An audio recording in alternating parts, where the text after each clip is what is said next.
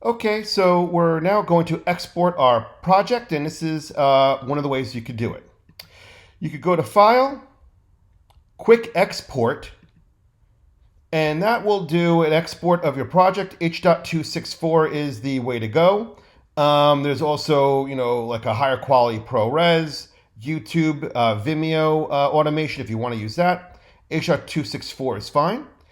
Basically click on Export. You say what you're going to save it as. So this is going to be, my first DaVinci. I click Save. And then it'll render in that way. Pretty quick and easy. Another way you can do it, we'll close this up, is you can actually use the system's queue if you'd like, if you want to export multiple versions or use some more features. That's actually right down here, the rocket ship. Or also if you go to Workspace, Deliver. This will give you a bit more options for exporting. Again, you'll see your timeline again with your project.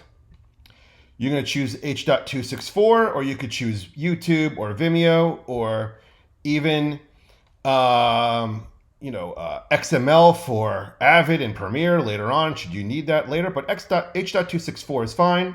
Type your file name. This will be my second DaVinci. Browse to where I want to save it to. Then I'll do something called Add to Render Queue. And now you'll see over here, it's ready to go.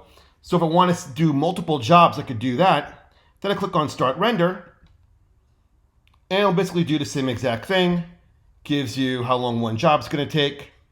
And then before you know it, it'll be done.